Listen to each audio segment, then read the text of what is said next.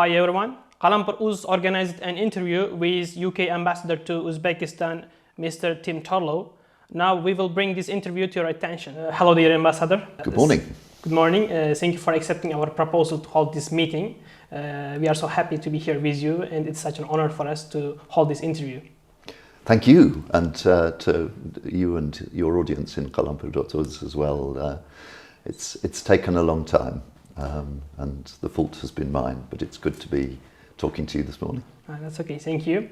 And we came here with a bunch of questions about different topics, about politics, about social life in Uzbekistan. And now we want to give you our first question.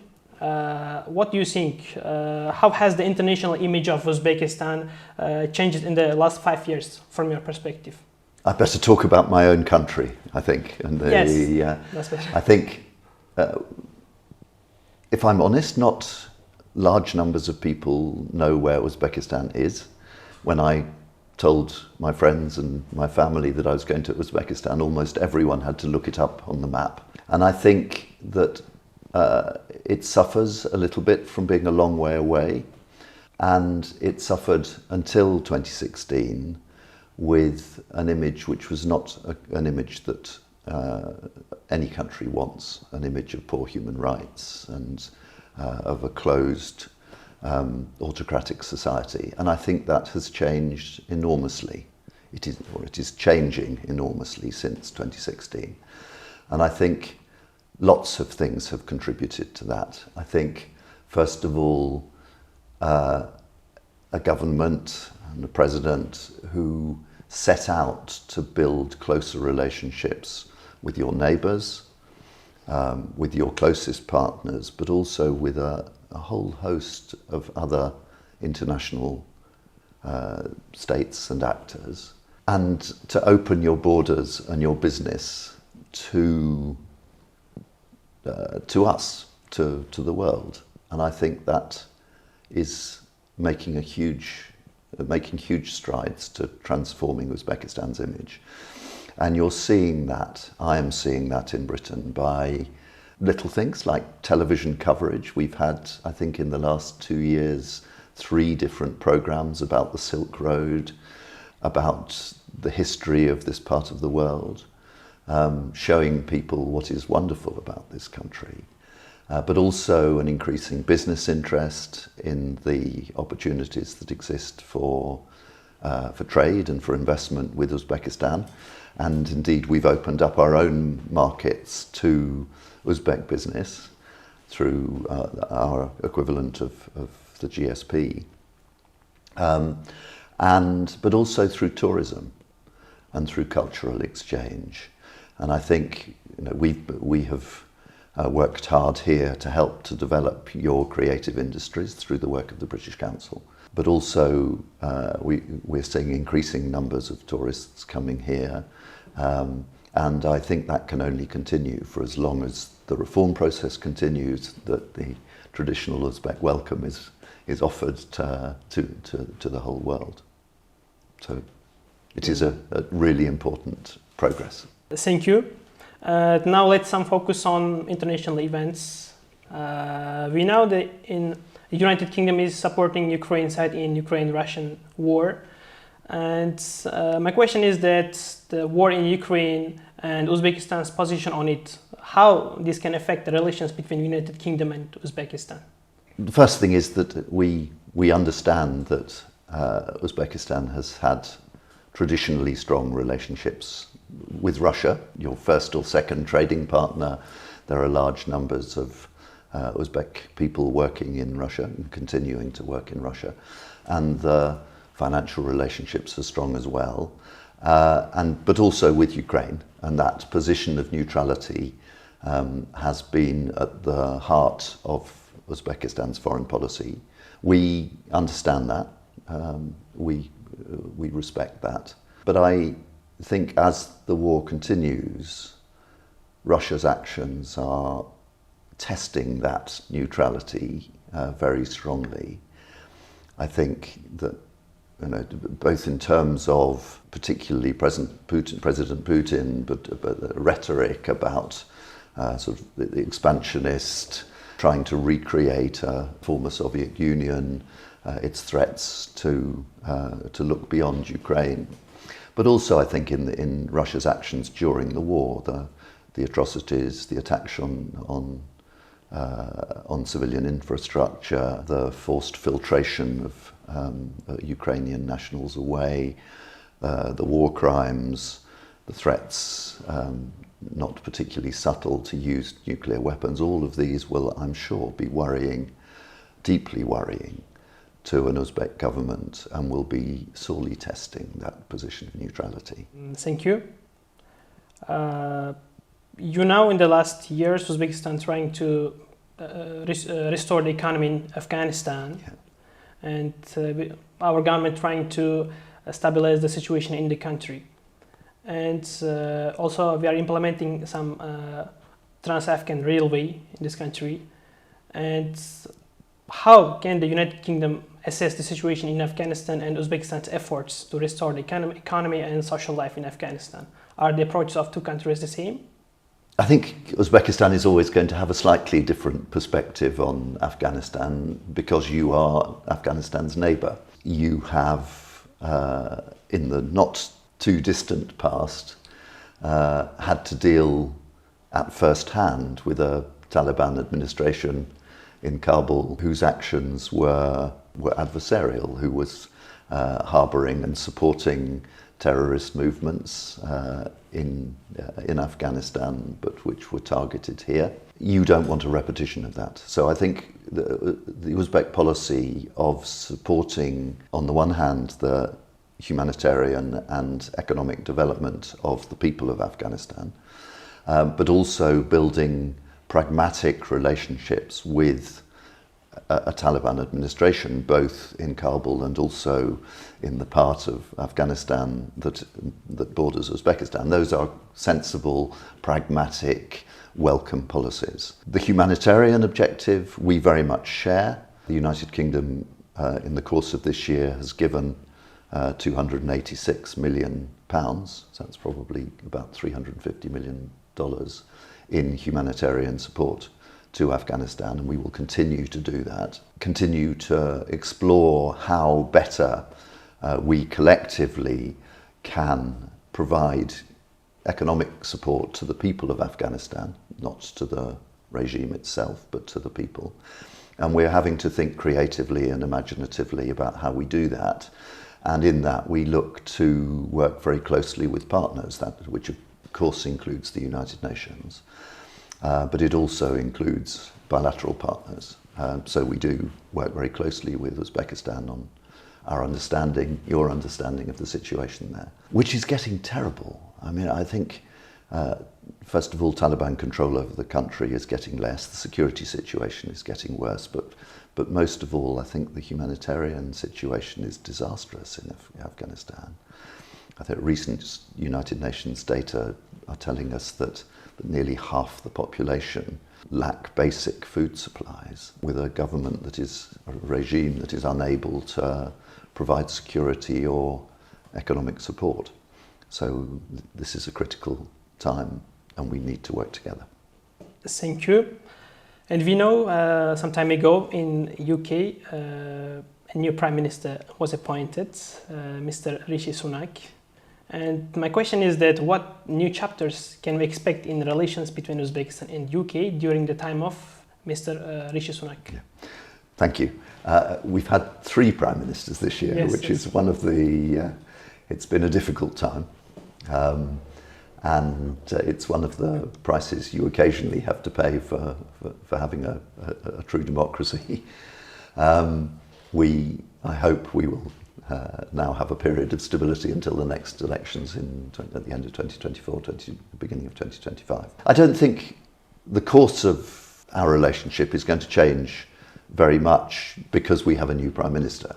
I think we have a relationship which is genuinely progressing and changing for the better. There is more substance to that relationship. In trade, we've had, as I mentioned earlier, increasing numbers of British business people who are taking a strong interest in investing and trading here. At our last bilateral Trade and Industry Council, the Uzbek-British Trade and Industry Council meeting that we had earlier this year, there were 800,000. There were 800 British business people who were participating in the event.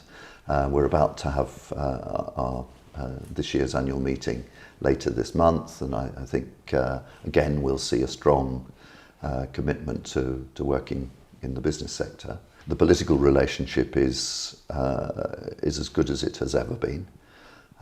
We talk about a wide range of issues, including defence and security, where I think more and more we're seeing a strong partnership emerging. I think actually, strangely, COVID helped that, because all of a sudden we were forced to bring our two governments, our two people together by video conference, video link, which is much easier than travelling a long way to the UK or out to Uzbekistan, and I think that's helped. And culturally, the education relationship that is so strong, the numbers of British universities who are involved here, British schools who are establishing partnerships here, grows year by year, and I think those educational links provide the warm contact between our young people, who are the future of this country, but also of ours. Thank you, dear Ambassador. A few months ago, in Karachi, Pakistan, some protests and demonstrations occurred. And my question is that, as the representative of the United Kingdom in Uzbekistan, how do you assess the protests and demonstrations in Karachi, Pakistan? And what do you think, how did Uzbekistan handle the situation in Karachi, Pakistan?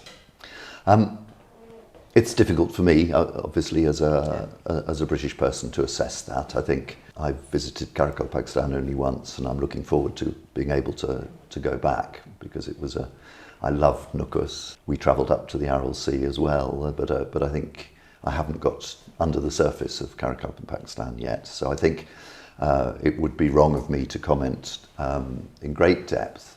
I think everyone is looking forward to the publication of the report of the independent commission that was set up to study the events, and we're encouraged by the level of access that commission has been given, but we're now very much impatient to see the results of that. And I think when that comes out, that will provide an opportunity to get to grips with some of the difficult questions that have come out of this. I think, first of all, the government has been quick to acknowledge that it made a mistake in trying to remove the autonomous status of Karachi, Pakistan in the new constitution, and it reversed that very quickly. I think that was a welcome step. I think that we will look very carefully at the report of the Commission on exactly what happened, the extent to which there were foreign influences, as the government has said, what those foreign influences were. I'm very interested to find that out. But to the use of force by the security forces, which again I've seen criticisms of. I wasn't there at first hand, so I can't judge it, but I've seen the criticism, and also the detentions of some of the protesters, and I note that a number of those have already been released, but we don't know yet exactly how many were detained and how many are still in prison. So there's lots of questions that we look forward to seeing the answers. I don't have strong views on those. I'm just interested to hear what the Commission has to say. Yes, thank you. You have supported freedom of speech, freedom of press, and journalists' rights in Uzbekistan, also women affairs. And to what extent has the conditions changed in your time in Uzbekistan? What should change more? Well, first of all, I am a strong advocate of freedom of the press, not just in Uzbekistan, all over the world. I think we see just how important a robust civil society, which includes a free, independent, responsible media, is to a strong democracy, a strong economy, which is transparent and open, and corruption will always exist, but which helps to expose corruption. So I think the first thing is, a free media, a strong free media, a robust free media is really important. I also know that I've been in Uzbekistan 3 years, so I didn't see what it was like to be a journalist before the reforms began. But I talked to journalists and I recognise that your media has evolved and advanced in a really important way. I don't think we'd have been having this interview 5 years ago, and that's great. I think we've seen the emergence of a stronger independent media, particularly online. I think there's some really good media outlets now online. But also the emergence of, it's not quite the media, but the blogosphere here, with people of all sorts of different backgrounds who feel able to express themselves freely and to put out their views on what's going on. Sometimes outrageous, sometimes not so outrageous, but I think there is a space for that. And the government has allowed that space to emerge. That said, and there was always going to be a but, I think I've seen, particularly around 2020, around the time that COVID was a real threat, a sense that some of those important reforms had slowed down or perhaps even stopped.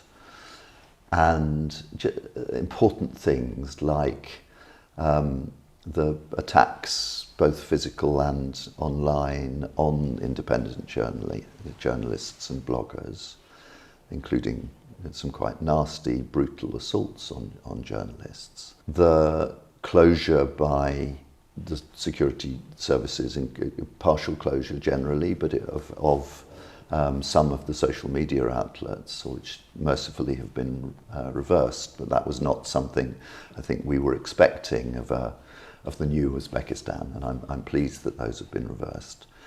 Some of the disturbingly high prison sentences given to journalists and bloggers who had been critical of local government or even of central government sometimes. So all of those are disturbing elements. I think I'm heartened by the way that the independent media have been allowed finally to cover the war in Ukraine in a little bit more depth. That was frustrating, I think, for many people. Trying to find out what was happening in Ukraine from the Uzbek media was difficult at the beginning. I think it's getting better. And what that meant was that a lot of Uzbek people were getting news from Russian media channels which were not impartial, which are controlled by the government and which were being used as propaganda tools. And I think that's dangerous. So I think the government's decision to allow greater freedom to cover Ukraine was really important, and for you to make up your own mind. So there's some good things, but some not so good things. But I think the trend generally is in the right direction. I think latterly the government has taken good steps to force forward the importance of a free media, which has always been at the heart of what President Mirziyoyev has been arguing. So I think if there have been problems, it's not that the President is condoning that, it's that people have perhaps misunderstood his best interests. Thank you. Next question. First time in 31 years, during the last independence celebrations, Uzbekistan broke some taboos and openly mentioned the Turkestan Republic, which was destroyed by Soviet troops in Fergana Valley in 1918. What do you think? I think this topic and its details have been kept hidden so far. And my question, what are your thoughts on this? Is Uzbekistan finally breaking its Soviet chains? I think that's a really interesting question. I think my first comment as someone who is not an expert on the history of Turkestan and the region, is that any effort to open up the country's past, to be honest and transparent about a country's past, is a good thing. Because we have to understand our history to be able to forge our future. And sometimes that history is uncomfortable. We have a colonial legacy of which in many ways we're not proud, but just sweeping it all under the carpet is not the solution. We have to be honest about the things that we did wrong. And I think, so opening up and understanding what happened in any situation is important. Former Soviet Union is the former Soviet Union. And as I said right at the beginning, I think one of the most important things that this country did, and it continues to do, is creating a strong, independent identity for yourselves, for your people, based on your own histories and cultures and ethnicities, all of which mix in this wonderful country, and which allow you to forge your own way forward, not pressurized and dominated by other actors, malign actors in the region or others. And I think you're doing that in Uzbekistan.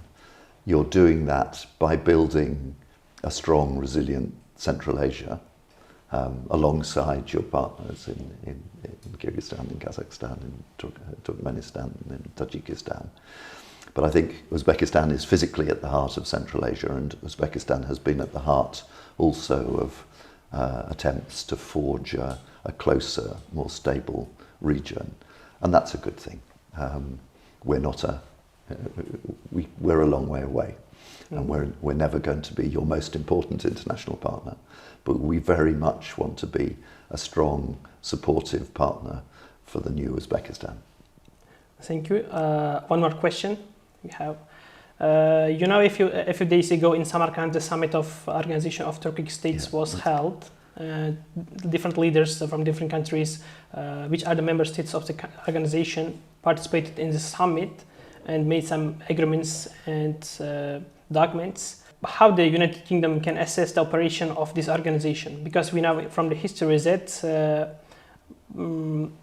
United Kingdom or the British Empire was in some dispute with Ottoman Empire, and also now today some experts from foreign organizations consider the operation of this organization, I mean Turkic States organization, as the rise of pan-Turkism ideas. And what is your opinion about this? The United Kingdom has very close relationships with the five countries of, or the 5 countries of Central Asia, the 4 countries of Central Asia that are part of the Association of Turkic States, and of course with Turkey. When we were members of the European Union, we were Turkey's greatest supporters in a closer relationship with the EU. We continue to have a really strong commercial and political relationship with Turkey, and of course they're our partners in NATO as well on a defence and security perspective. So I think we have throughout warmly welcomed Turkey's efforts to reach out to its partners in this part of the world, including through the Association of Turkic States. I'm not sure the extent to which we can help the emergence of that organisation, other than to work very closely with all of our partners within it. It's a vibrant part of your new relationships. I think I'm particularly struck with, in terms of Uzbek foreign policy, just the extent to which this government has reached out to new partners in the Far East, to Japan and Korea, and of course to China, but southwards towards India, to Pakistan, to Bangladesh, but also to your partners, including traditional partners in Turkey, in Iran, and all of that is really positive. And I think insofar as this is an irreversible trend in Uzbekistan's political and economic development. That is a really welcome part of what you're aspiring to do. Thank you. We know no British monarch, no British Prime Minister have ever been in Uzbekistan so far after achieving the independence of the country.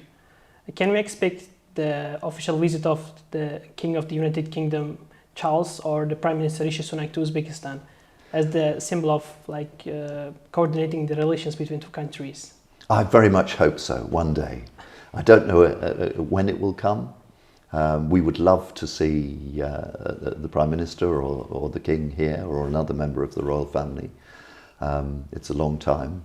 We've never had a Prime Minister, as you say, and it's a long time since we've had any member of the royal family. But there are a lot of countries vying to attract a new Prime Minister and our new King. So the Prince of Wales, the King has been here, of course. He opened this embassy when he was still the Prince of Wales. So I know he has an understanding of Uzbekistan and a soft spot for this country. So we will keep our fingers crossed, as we say. Last question, and very special question. How convenient for you to work in Uzbekistan? I mean, are there any taboos or guides for foreign ministers to follow in Uzbekistan? This has been an interesting time for me. I've been a diplomat for over 40 years, but this was a completely new experience.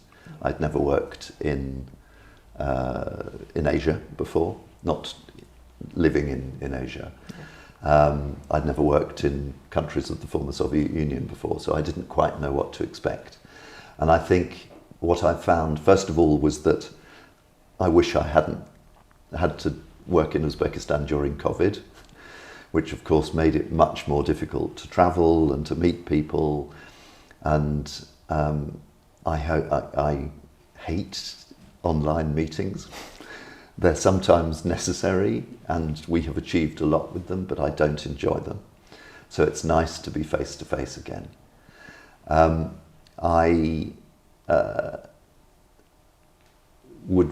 It's quite a bureaucratic country, which I'm not used to. It's still a country which likes to keep a very close sort of control over what diplomats are doing, which isn't my experience elsewhere. And that's your decision.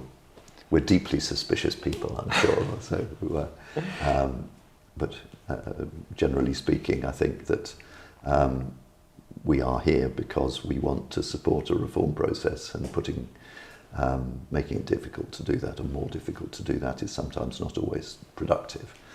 But generally speaking, I have so enjoyed working here, discovering this wonderful country and its people at all levels, from the president downwards. You're such a hospitable people, such a warm people and welcoming people, and I've loved that.